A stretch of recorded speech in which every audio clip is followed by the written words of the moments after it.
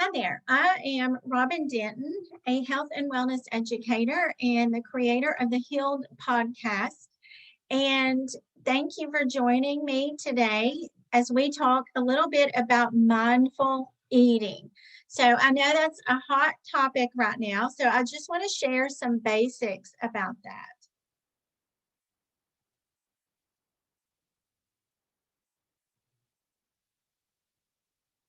Okay, so first, let's talk about what mindful eating is. Of course, being mindful is just kind of slowing down to think about what's going on.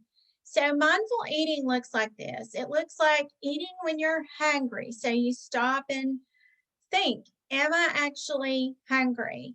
Would I eat an apple right now? If you're not, you're probably having a craving and not really hungry. It's thinking about what you're eating. Are you eating for nourishment? Is the food that you're actually fixing to eat, is that going to give your body the nourishment that it needs, or is it just full of empty calories? Mindful eating is noticing when you're full. So some of us are in the habit of thinking we have to be in the clean plate club. So we don't. We can push away from the table as soon as we're full. But we have to slow down and be really present in the moment to notice when that happens. So, when you're eating mindfully, you're thinking only about your meal. So, you're sitting down, you're slowing down, you take time to bless your food, you taste and savor your food, and you're not doing other things while you're eating. You also pay attention to how you feel after you eat. And it gives you, when you do this, it gives you a sense of feeling like you are in control. And if you are having a craving instead of being hungry, then you don't eat. You stop and journal and deal with some of those emotions that are coming up or figure out what some of those emotions are. Sometimes we don't always know what those emotions are. We just know that we will feel better if we eat. That's how we've learned to comfort ourselves. So we have to find new ways to do that. Mindless eating. On the flip side, mindless eating, you might eat on a schedule. So you eat at this time of day, every day, regardless. And then you eat for comfort. So you might snack in between. You are a member of the Clean Plate Club. You're usually doing other things while you're eating. You don't necessarily sit down at the table, stop and, you know, have have your meal and be present for your meal. You eat your emotions. So you just feel a craving and you're hungry and you just eat what is available. You don't necessarily plan out your meals or plan out how much you're going to eat. And you don't pay attention to how food makes you feel. So you're just like, oh, I've got heartburn, but everybody has that. You rush through your meal. Also a school teacher, so teachers know all about eating fast.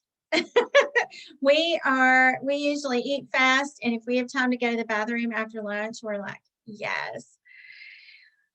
If you're mindless eating, you're placing too much importance on your food. It's a comfort, and it is more of an identity issue sometimes, and it leaves you feeling out of control, which is never a good feeling. A lot of times you feel regret about what you've eaten. Okay, so there's four parts that you really need to be mindful of. This makes up you. So we've got your mind, your spirit, your body, and your soul. And all of these work together to build the way we eat. So in our mind, um, we have to learn how to comfort ourselves with other things besides food, with healthy ways to comfort ourselves. We have to learn what thoughts are habits and which ones are emotions.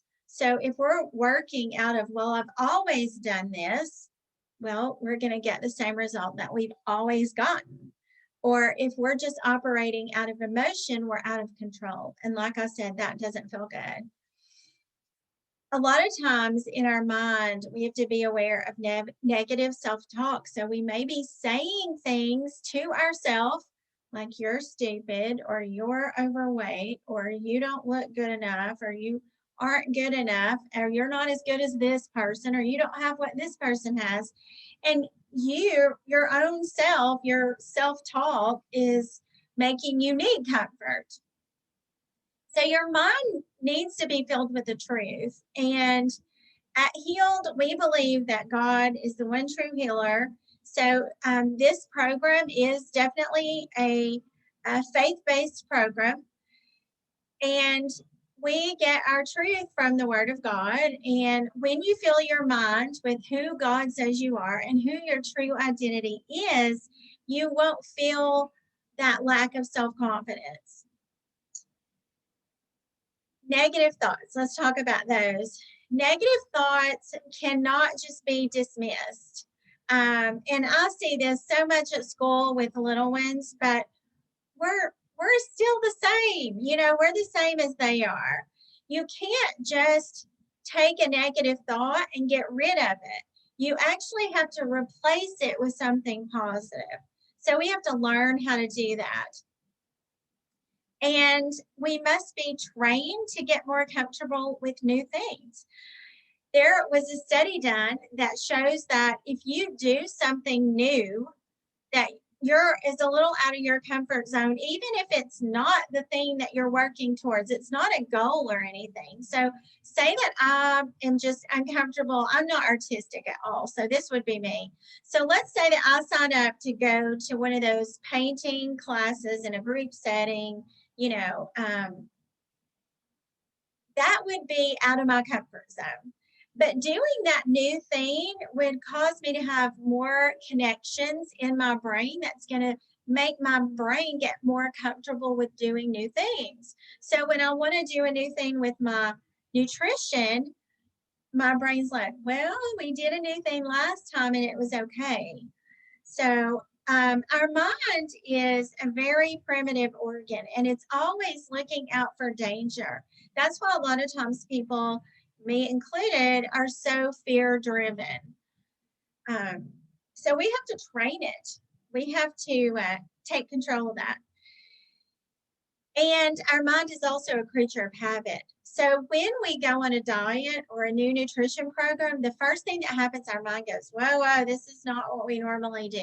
Our brain wants everything done just like we normally do it. And if we're doing something different with our diet, our brain just gets scared. And it keeps telling us, no, don't do that. Okay, the other element that we have to consider is our body. And our body will lie to us. It's controlled a lot by the roller coaster of past eating habits. So if we've had poor nutrition in the past or poor eating habits, and we're used to eating carbs and a lot of, near food, not real food, then our body, our hormones are all out of whack. Our taste buds are all out of whack. Our gut health is all out of whack. So we have to really be mindful of that. And so when we fall off the wagon, when we have a slip up, we can't beat ourselves up over it. We have to know that, hey, my hormones are going crazy. My gut health's not that great. I'm just going to get back on the horse tomorrow and I'm going to keep on going. What I do is not who I am. So we have to separate those two things.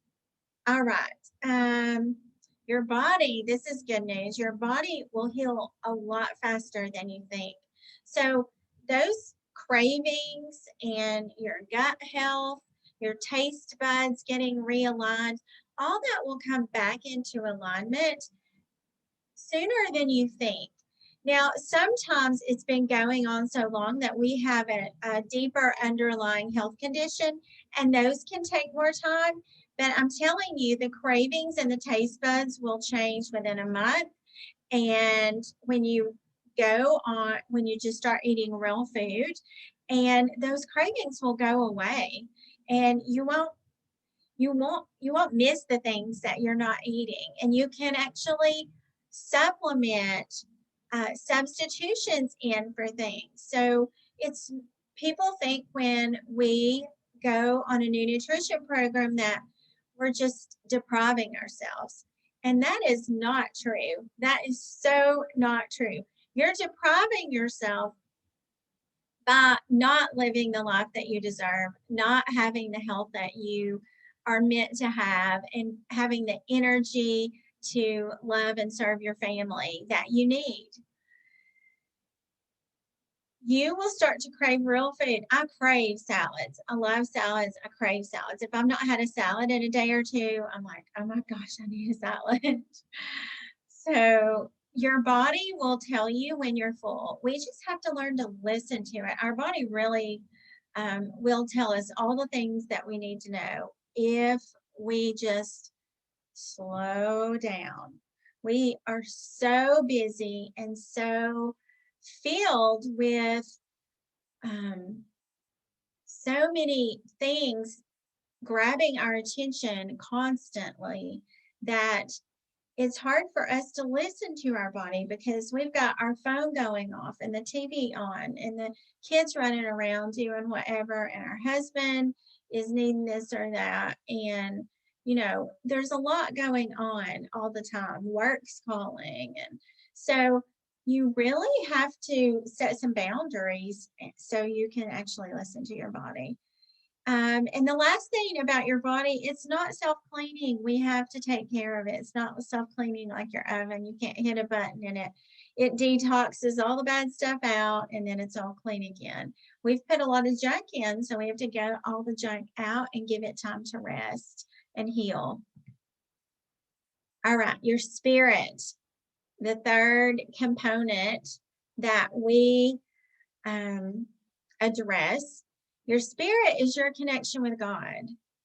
And God will not force himself on you. He will not force a connection with you. But this connection with him is your ability to have control over your life.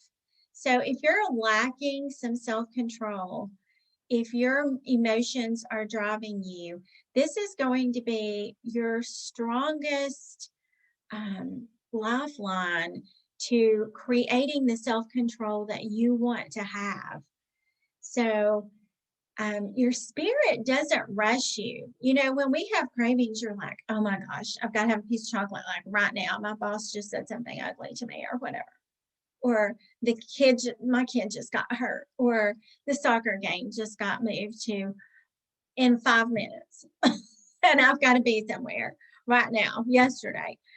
And those things happen, but your cravings can rush you like that too. They feel very rushed and urgent. And that's not our connection with our spirit. That's our connection with our soul, which we'll talk about in just a minute. Our spirit also does not guilt or shame us. Our spirit has a lot of mercy and grace for us. We just need to learn how to accept that. And like I said, our spirit is in constant struggle with our soul because our soul wants control. Your spirit says you are fearfully and wonderfully made, and says everything's not reliant upon you, nor it should be. You are not in control of the whole world. You're just in charge of you and your family and your work and the boundaries that you set there. So this is the most important part right here, is that we connect with the Lord and get that control going before our soul can jump in thinking something's urgent. So your soul says, I need some chips right now. I need a cupcake. I need a donut. It tells you that you should be able to have everything you want. You should be able to eat all the junk. You should be able to have everything you want. That's your soul talking. And it's not true. It's a lie. Like let's think of our bodies like a car. I'm going to use this car analogy. So let's pretend instead of gas, let's say that we're putting in water in our gas tank. Would we expect our car to run? No, we would not. It wouldn't go anywhere, and it may tear our engine up. I'm guessing that it would. If we put, I don't know, what else could we put in there? If we put milk in our gas tank, our car's not going to run. All the things that go in that are bad for it, we couldn't expect to not take care of our car and it still run. You know, our bodies are the same way. Our bodies are not some machine that is able to get rid of every amount of toxin that we put in it. We have to take care of it. It's something our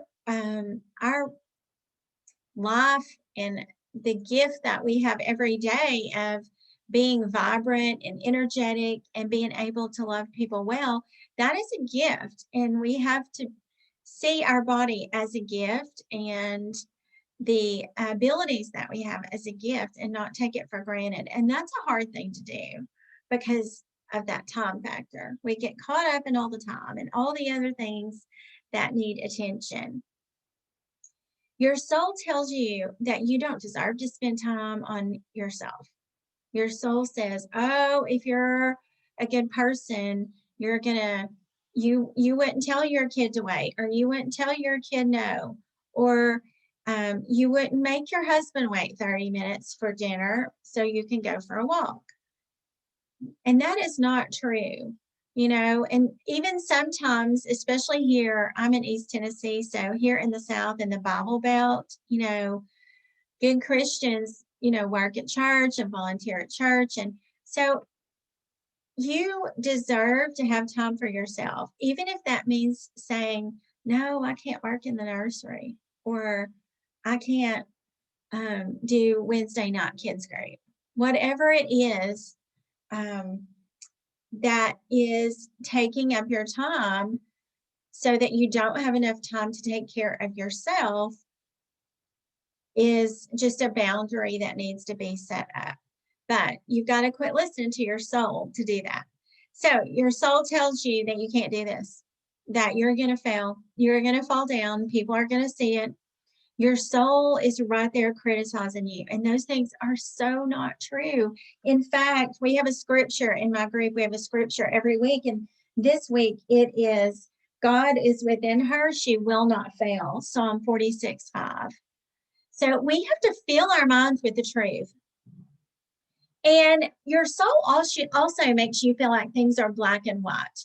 Like, well, I can either eat rice, which I shouldn't be eating, it's not on the approved list, or I can eat cauliflower rice, which I don't like the taste of. Well, why can't you combine those things and make it a little healthier and just substitute some things in? You can, but we get this block in our mind. Our soul operates out of fear, guilt, and shame. And those are the things that have us running to the kitchen to eat. So here's what mindful eating looks like. We're planning our meals ahead. We're cooking meals at home most days. We can't do it every day. Everybody's busy. I get that.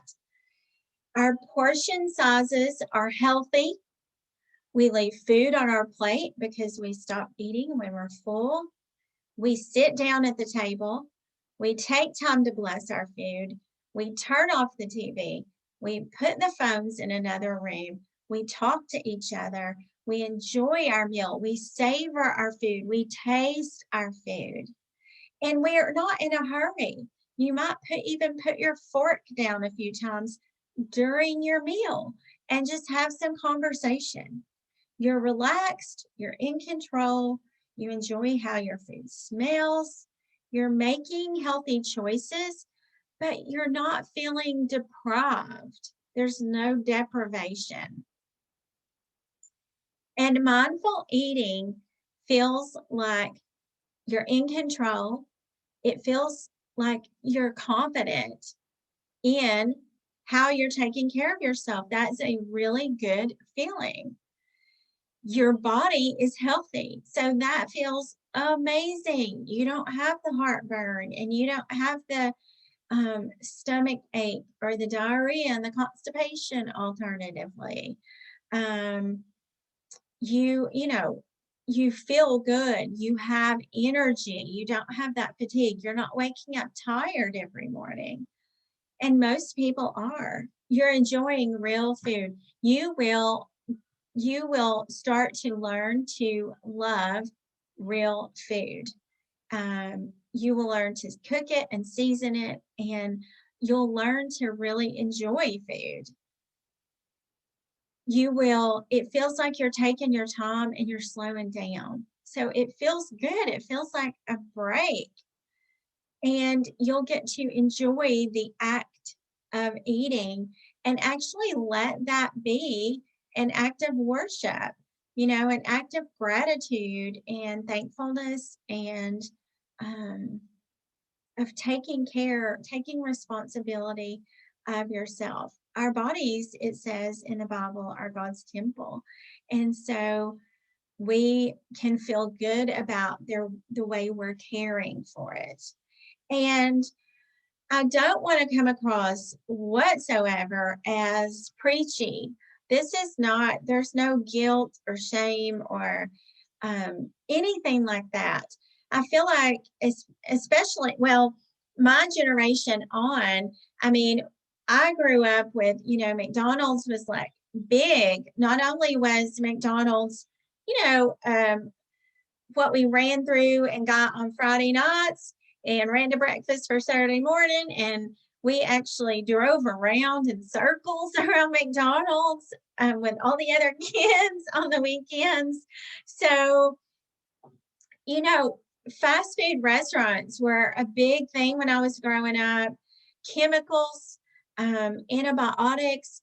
I would always, when I was high school age, I would get an antibiotic just to take to the beach, just in case I would get sick. They handed the antibiotics out like candy. And so all the medicine then and ever since then, all the medicine and all the dietary, not just regulations, but the dietary recommendations are really not working for us. We are the most for the amount of money we spend on healthcare, we're the healthiest country in the entire world. And we don't have to be that. We don't have to claim that. We can decide who we're going to be. And so I don't want anything I'm saying to come off preachy. This is not anything that is a judgment on anyone. This is just the fact of this is the time that we grow up in. Our food pyramid is upside down. It's wrong. And our pharmaceuticals is the number one economy. And so we're a product of that, but we don't have to be. So I hope this has been helpful to you. I hope you've learned something from this. I hope you will follow me on my Healed Facebook page. You can follow me on Instagram at Miss Robin Denton. And you can look for my Healed podcast for other inspiring stories. I have a nutritional program that I would love to tell you about if you are interested. So just send me a message, get a hold of me, and I appreciate your time. I know it's valuable, and I thank you for watching. So blessings to you.